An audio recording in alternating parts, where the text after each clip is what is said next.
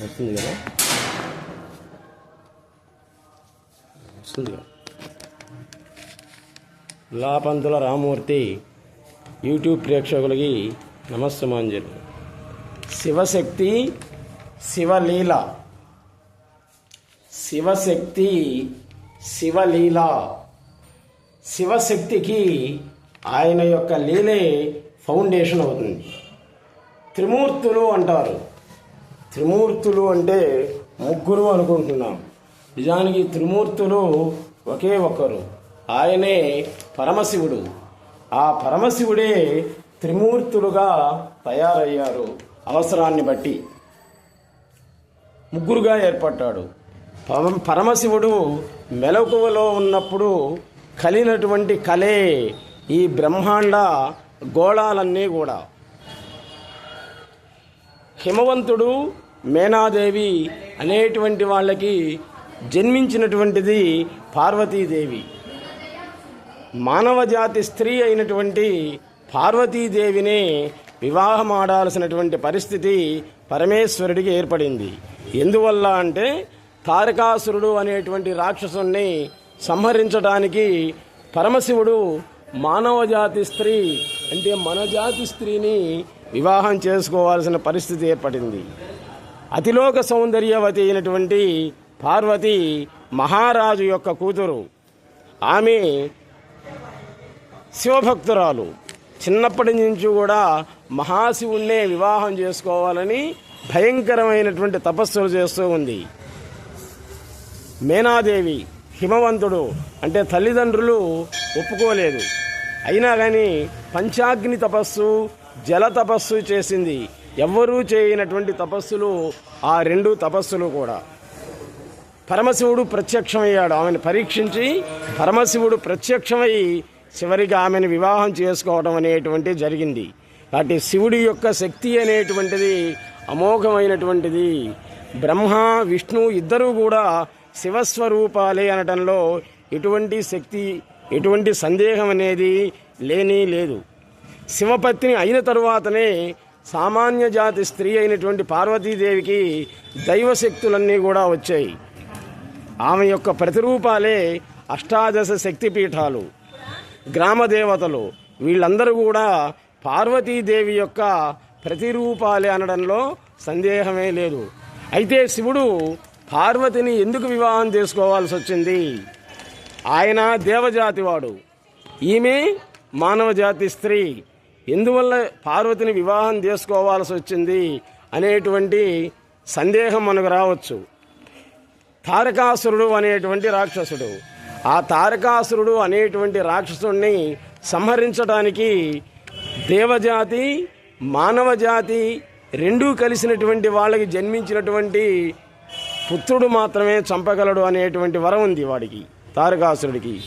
అందుకే పార్వతీ పరమేశ్వరుడు జన్మించినటువంటి కుమారస్వామి మాత్రమే అతన్ని చంపగలిగాడు. కాబట్టి సర్వం శివసంకల్పమస్తు, సర్వం శివమయం జగత్ అని అంటాం. అందుకే జనన మరణాలు, జ్ఞాన అజ్ఞానాలు, సుఖ దుఃఖాలు, కష్ట నష్టాలు మొత్తము కూడా శివ సంకల్పసారమే జరుగుతూ ఉంటాయి. ఆపాతాళ నభస్తారాంత భువన బ్రహ్మాండ మావిస్ఫురద్ జ్యోతిస్ఫాటకలింగమౌళి విలసత్ పూర్ణేందు వాంతామృతై అస్తోకాపృత మేకమీసి మనసం రుద్రానువాకాన్ జపన్ యాయేత్ ఈప్సిత సిద్ధయే ధ్రువపదం విప్రోభిషించేత్ శివం బ్రహ్మాండ వ్యాప్త దేహ భస్దహిమరుచ భాసమానా భుజంగై కంఠే కాళ కపర్ధా కలిత శశికళా కంద కోదండహస్తా త్రక్షా రుద్రాక్షమాల సులలిత వపుషు శాంభవా మూర్తిభేద రుద్రా శ్రీరుద్ర సూక్త ప్రకటిత విభవ నః ప్రయచ్ఛంతు సౌఖ్యమని ఆయన నెత్తిని కొంచెం నీళ్లు పోస్తేనే ఆనందపడి కోరికలన్నీ తీర్చేటువంటి వాడు. కేవలం మానవులకే కాదు, కరడుగట్టినటువంటి రాక్షసులు కూడా ఆయన అనుగ్రహాన్ని పొందారు. సాలెపురుగు, మహాకాలం, మదగజానికి కిరాత పుత్రుడైనటువంటి కన్నప్పకి మోక్షాన్నిచ్చినటువంటి వాడు ఎవరు అంటే ఒక్క పరమేశ్వరుడే. శివుడి యొక్క ఆజ్ఞానుసారమే, శివ సంకల్పానుసారమే ఈ బ్రహ్మాండ గోళాలన్నీ కూడా ఏర్పడ్డాయి అనడంలో సందేహమే లేదు. ఎంతో కోపంతో వస్తున్నటువంటి గంగని తన శిరస్సునందే ధరించాడు. ఆ గంగ మీద కిరాతపుత్రుడైనటువంటి కన్నప్పను ఉంచుకున్నాడు.